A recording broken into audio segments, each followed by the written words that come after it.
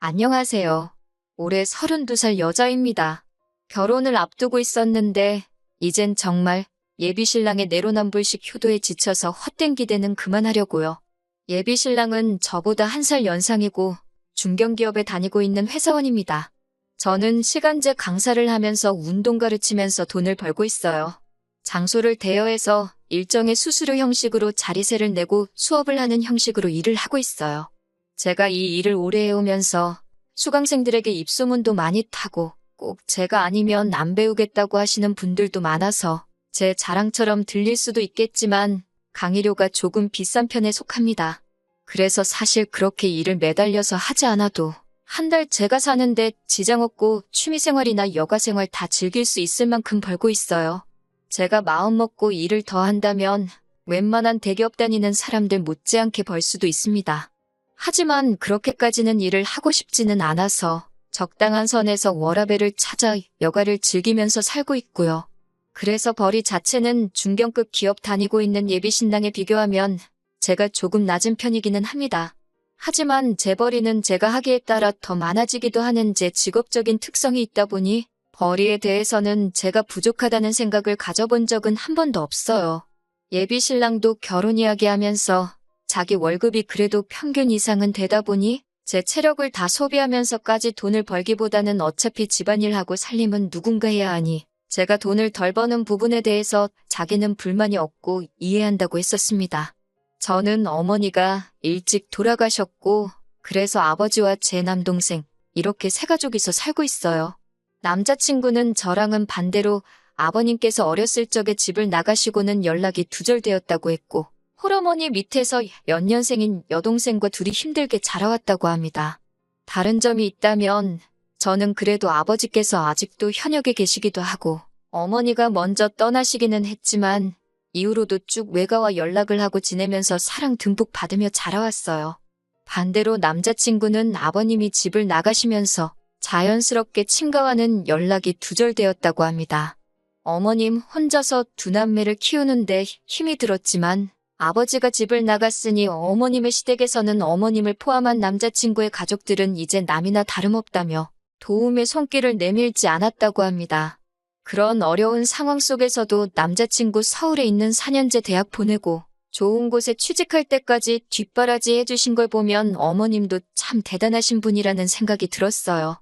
제가 외가에서 사랑을 듬뿍 받으며 자랐다고는 하지만 저희 친가나 외가가 경제적으로 넉넉한 형편도 아니고 당시에 보호가 필요할 만큼 어렸던 저희 때문에 아버지는 종사하시던 직장을 그만두시고 저희를 돌보면서 밤에는 저희를 맡겨놓고 일을 하셔야 했어요. 제가 학교 다녀와서 동생 돌보면서 제 앞가림 정도 할 수 있는 나이가 될 때까지 아버지는 그런 생활을 오래 하셔야 했고 덕분에 아버지는 남들보다 빨리 건강에 문제가 생기셨습니다. 아직 현역으로 일을 하고 계시지만 아버지의 건강 상태로 가질 수 있는 직장이 많지가 않아서 그렇게 여유롭게 벌고 계시진 않았어요.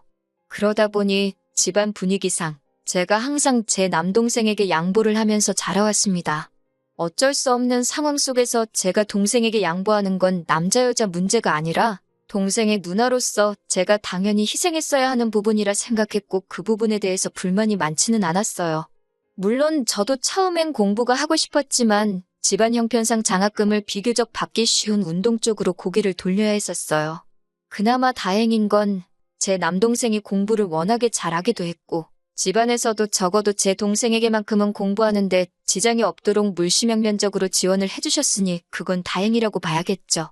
아무튼 양가 형편이 그렇게 넉넉지 않은 편이다 보니 저나 남자친구나 둘 다 결혼을 하게 되더라도 양가 어른들께 도움은 받고 싶지 않은 마음은 같았습니다.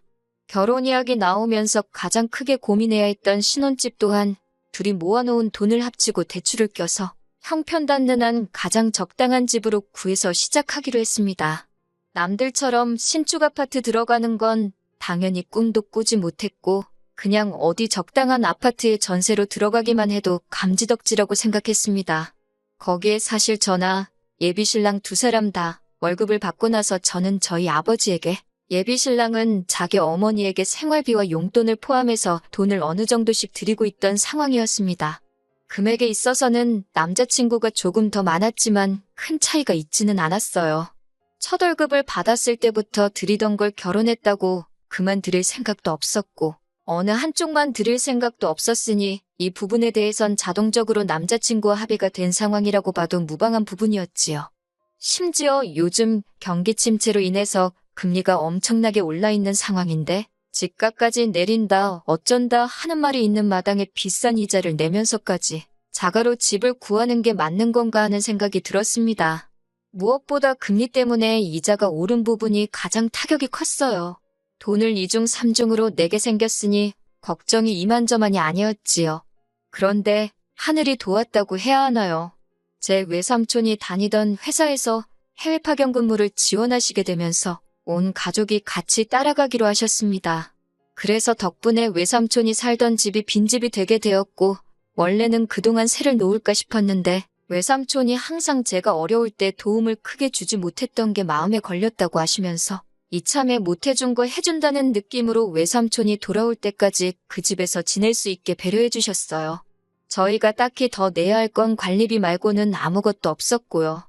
결혼 준비를 하면서 가장 큰 골칫거리였던 주거 문제가 해결되니 10년 묶은 체증이 싹 사라지는 느낌이었습니다. 예비 신랑도 제 덕분에 한숨 돌렸다는 식으로 너무 좋아했어요. 이젠 더 이상 어려운 일도 없으니 결혼 준비가 일사천리로 진행될 거라 믿어 의심치 않았습니다. 예비 신랑이 그 말을 꺼내기 전까지는 말이죠. 여태까지 말씀드린 것만 봐도 아시겠지만 양쪽 다 홀아버지, 홀어머니인 부분도 서로 충분히 이해하고 있는 상황이고 저희가 없는 형편의 결혼을 할지라도 양쪽 어른들께 하던 건 그대로 하는데 아무런 문제가 없었던 사람이거든요. 그런데 예비 신랑이 뜬금없이 제가 아버지한테 돈을 드리고 있다는 걸 가지고 딴지를 걸어왔습니다. 난데없이 저에게 이제 장인어른께 돈 드리는 건 그만하는 게 좋지 않겠냐는 말을 하는데 그때까지만 해도 그 말이 기분이 나쁘게 들렸다기보다는 놀라움이 더 앞섰어요. 왜냐하면 예비 신랑도 어머님께 돈을 드리고 있었고 저는 당연히 각자 부모님께 돈을 드리고 있는 상황에 그런 말을 꺼낸 예비 신랑의 참뜻이 다른 게 아니고 이제 우리가 결혼을 하니 부모님께 드리고 있던 지원을 끊어내자고 하는 말인 줄로만 알았거든요. 저의 반응에 예비 신랑은 자기 뜻은 그런 게 아니라 말 그대로 장인어른, 즉 저희 아버지에게 드리는 돈은 그만 드리는 게 어떻겠냐고 하는 거예요. 난데없이 그게 무슨 소리냐고 물어보니 저희 아버지는 아직 현역으로 일도 하시고 계신데 굳이 월급도 얼마 안 되는 제가 돈까지 드릴 필요가 있냐고 하는 겁니다. 당장 저희 외삼촌 때문에 집값으로 돈 나갈 일이 없어진 건 좋은 일이지만 반대로 생각하면 외삼촌이 다시 한국에 돌아온다면 그 집을 비워줘야 하는 건데 하루빨리 돈을 모을 생각을 하는 게 더 좋지 않겠냐고 하는 거예요. 그러려면 예비 신랑의 말은 저희 아버지께 지원하고 있던 돈을 끊어내야 한다고 하는 소리였고요. 솔직히 예비 신랑의 말이 전부 다 틀린 건 아니지만 반은 맞고 반은 틀린 소리였습니다. 외삼촌이 돌아오시면 집을 새로 구해야 되는 사실은 맞는 소리이기도 하고 저도 뼈가 저리도록 인지하고 있는 부분이기는 하지만 그렇다고 해서 제가 저희 아버지에게 하고 있던 효도를 그만하라고 강제할 수 없는 소리이기도 하지요. 남자친구가 제게 그런 말을 할 수 있는 전제 조건은 딱 하나밖에 없다는 말인 거예요. 제가 제 아버지에게 생활비를 드리고 있는 게 싫으면 예비 신랑 본인도 자기 어머니에게 드리고 있는 생활비를 끊어내기로 하고 그 후에 저한테도 같은 제안을 해야 한다는 말인 거죠. 그래서 저는 아버지께 드리는 돈은 힘든 와중에도 건강 잃어가며 나를 키워주신 은혜를 갚는 돈이기 때문에 당신이 당신 어머니께 드리는 돈을 중단하고 나에게 똑같은 걸 요구하는 조건이 아닌 이상은 그렇게 할 생각이 없다고 저의 생각을 정확하게 전달해줬습니다. 예비 신랑은 저희 거절에 그래도 장인어른이 계속 일도 하고 계시고 저희 집에는 처남도 있지 않느냐 하고 따져묻기 시작하더군요. 제 남동생은 이제 막 학업이 끝난 상태이고 아직 취직 준비하고 있는데 취직이 되지도 않은 제 동생이 아버지를 부양하면 되는 거 아니냐고 말하고 있으니 어이가 없었습니다. 그래서 저도 당신도 동생이 있지 않냐고 물었어요. 저희 집과는 반대로 남자친구 집에서는 동생인 예비신우가 양보를 해서 남자친구가 대학 공부를 할 수 있었습니다. 덕분에 예비신우는 20살이 돼서부터 미용 쪽 일을 시작했고 그러다 보니 모아놓은 돈도 상당하고 벌이도 나쁘지 않은 편이었거든요. 그런데 남편은 어머니와 장인어른의 입장이 다르다는 의견을 바꿀 생각도 없어 보였고, 오히려 예비 신우와 제 남동생의 상황을 비교하면서 자기 동생은 앞으로 시집을 가야 하니 어머니의 경제적인 부양은 자기가 계속 할 수 있지만 저희 집에서는 여자인 제가 시집을 오는 거니 제가 아버지를 더 챙길 필요 없이 이제는 제 동생이 아버지를 부양하면 되는 거라고 우기기 시작하는 겁니다. 언뜻 들으면 맞는 말 같기도 하지만 생각해보세요. 이제 막 사회생활 시작도 안 한 제 동생이 모아놓은 돈 한 푼 없이 홀아버지 부양까지 하고 있다면 제 동생은 결혼을 어떻게 하겠나요? 자기 동생은 시집 가야 되니 그렇게는 못한다고 하면서 제 동생은 남자니까 어떻게든 하라고 하는 말이 무책임해 보였습니다. 그래서 저는 절대 눈에 흙이 들어가도 당신이 원하는 대로는 할 수 없을 거라고 다시 한번 강조했습니다. 저는 단 하나, 당신도 어머님에 대한 지원을 그만둔다면 그때 가서 나도 똑같이 아버지에 대한 지원을 끊겠다고 이 결정은 바꾸지 않을 거라고 엄포를 놓았어요.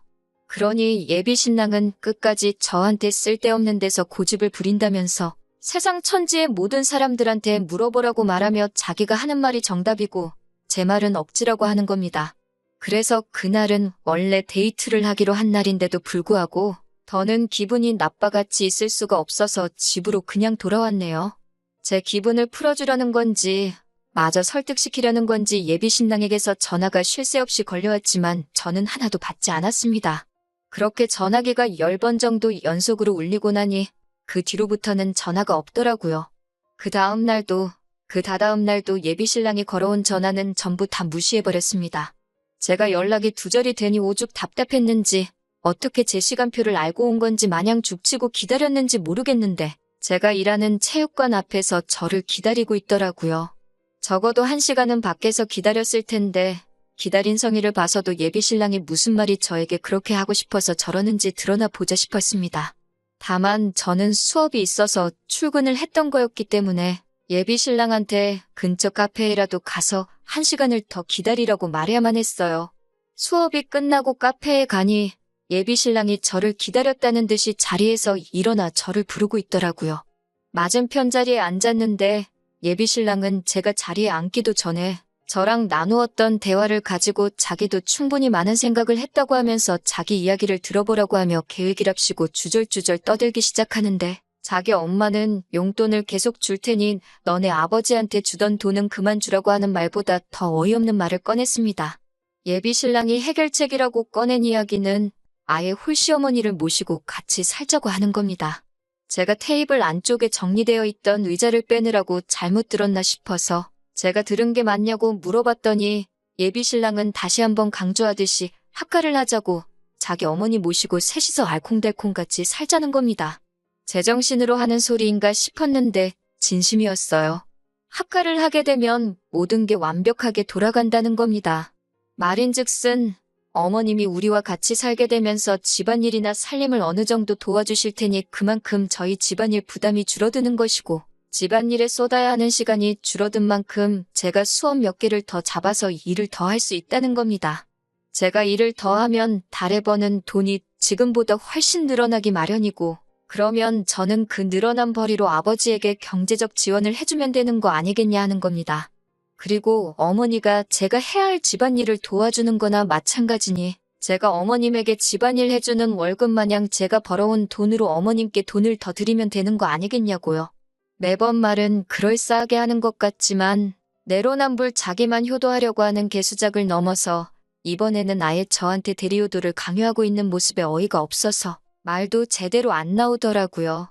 나지막히 그럴 거면 아예 신우도 데리고 살지 그러냐고 비아냥대듯이 이야기했습니다. 그런데 예비 신랑은 눈치가 없는 건지 없는 척을 하는 건지 얼굴에 웃음꽃이 활짝 피더니 진짜 그래도 되냐고 하는 겁니다. 그러면서 저희 외삼촌 집이 방이 3개이니 안방은 어머님들이고 제일 작은 방은 자기 여동생이 쓰게 하면 되겠다 하는 거예요. 정말 남자친구 하는 꼬라지가 점이 가경이었습니다. 예비 신우는 집안일은 못 도와주지만 빨래나 설거지 같은 걸 시키겠다고 하면서 집안일을 그렇게 크게 도와주는 게 아니니 한 달에 한 20만 원만 용돈하라고 주면 되겠다고 하면서 아주 지 식구들 줄 돈을 제가 번 돈으로 털어먹으려는 계획을 얼굴색 하나 변하지 않고 세상에서 제일 착한 사람이냥 연기하면서 떠들고 있더라고요. 누가 보면 제가 악덕 며느리, 악덕새 언니라도 되는 것처럼 말입니다. 듣자 하니 얼토당토하는 터무니없는 말만 늘어놓길래 오죽하면 제가 속으로 혹시 저 중에 하나만 내가 오케이 하도록 저런 어이없는 말만 주르륵 늘어놓고 있는 건가 하는 생각이 들었어요. 어디 한번 갈 때까지 가보자는 말인가도 싶어서 저도 듣고만 있다가 한마디 건넸습니다. 지금 어머님을 모시고 신우까지 들여서 살자는 이야기하는 거면 어차피 방도 3개인 집에서 시작하게 되었는데 길게 이야기할 게 뭐 있냐고. 나도 똑같이 우리 아버지 모시고 동생 데리고 들어와서 살겠다고 했습니다. 사실 이때까지도 결혼을 뒤집어버리겠다 하는 생각보다 예비 신랑에게 자기가 하고 있는 말들이 얼마나 터무니없는 상황인가를 똑같은 방법을 써서 알려주고 싶었어요. 그런데 예비 신랑 반응이 더 어이가 없더군요. 곰곰이 생각하는 척을 하더니 그것도 좋은 방법이겠다 하는 겁니다. 장인어른이 어쨌든 많지는 않지만 돈을 벌고 계시니 그 돈으로 우리 가족들, 그러니까 예비 시모와 신우 생활비를 하면 딱 좋겠다고요. 그런데 또 한 번 곰곰이 생각하더니 그래도 천안까지 드리는 건 조금 무리가 있다면서 차남은 그냥 독립시키면 안 되나? 하면서 혼자 중얼거리는 거예요. 제 동생은 또 뭐 때문에 같이 못 살겠냐 하니 그래도 예비 신우랑 제 동생이 장성한 두 남녀인데 한 공간에 있다가 겹사돈이 될 수도 있는 거 아니냐고 합니다. 그러면서 자기 동생, 그러니까 예비 신우는 이제 자리도 잡히고 안정적으로 돈을 벌고 있는 상황인데 처남은 지금 직장도 없지 않냐고 하면서 자기 여동생을 넘보기에는 한참 멀었다고 하는 거예요. 예비 신우는 더 좋은 남자를 만날 자격이 있다나요? 그것도 어이가 없었습니다. 예비 신우 직업을 무시하는 게 아니고 손아랫 사람이라고 하지만 사실 예비 신랑하고 연년생이라 저랑 동갑이거든요. 저도 경력이 쌓이고 쌓여 지금 안정적인 수입원이 생겨있는 것처럼 신우도 똑같이 20살부터 일을 시작했으니 현재 자리를 잡고 안정적인 상황이 돼 있는 건 당연한 일이라고 생각합니다. 그에 반해 제 동생은 이제 27돼서 공부를 마치고 취직 준비 시작한 지도 얼마 되지 않은 데다가 예비 신랑 다니는 정도의 회사에서는 제 동생 데리고 가고 싶다고 스카우트 제의가 먼저 오고 있는 상황인데 어디 제 동생을 지 여동생에 비할 게 안 된다느니 조건이 딸린다느니 그런 이야기를 하는 건지 웃기지도 않았습니다. 애초에 예비 신우라는 특이한 조건을 떠나서 저도 제 동생이 저랑 동갑내기 여자를 결혼할 상대라고 데리고 온다면 기분이 별로일 것 같거든요. 그런데 예비 신랑은 끝까지 자기는 관대하고 자기 가족들은 도와줘야 하고 처가와 시가 차별을 두지 않고 양가에 잘한다는 식으로 씨알도 먹히지도 않을 연기를 하면서 말도 안 되는 조건을 갖다 붙이고 있으니 어이가 없었습니다. 거기서 끝냈어도 충분히 정이 떨어졌을 텐데 예비 신랑이 덧붙인 한마디에 저는 이 결혼을 완전 쪽내야겠다 결심을 하고 말았어요. 처남이 자기 여동생을 꼬셔가서 겹사돈이 되면 어떡하냐는 말도 발칙해서 어이가 없었는데 곰곰이 생각해보더니 결국에는 우리 아버지도 같이 모시고 사는 건 넌센스가 아니냐고 하는 겁니다. 아무리 장인어른이라고 하실지라도 남자이고 혼자 된 지 오래되셨는데 혹시나 집에 아무도 없을 때 저희 아버지가 자기 어머니를 어떻게 할 수도 있지 않겠냐고 하면서 혼자 아주 아침 드라마에도 나오지 않을 말도 안 되는 이야기를 꺼내면서 결국에는 지 엄마랑 여동생만 같이 합가해서 사는 게 좋겠다고 하는 겁니다. 장인어른이 벌어오는 돈 몇 푼 때문에 자기 엄마를 위험한 상황에 놓이게 할 수 없다나요? 그 말 듣자마자 제가 마시고 있던 아이스커피 잔을 들어서 예비 신랑 얼굴에다가 있는 힘껏 끼얹어 버렸습니다.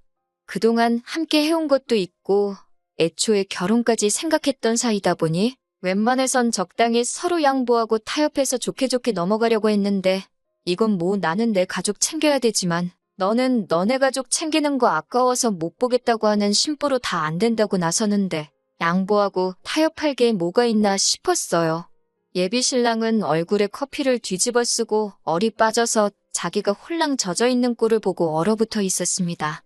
주변 사람들도 시선이 저희 쪽으로 집중이 되기 시작했고 거기서 저도 나쁘끄러워서 더 있을 수가 없어서 내가 오늘 마신 게 아이스커피라서 천만다행인 줄 알라고 뜨거운 커피였어도 얼굴에다 냅다 뿌렸을 거라고 말하고 자리를 나왔어요.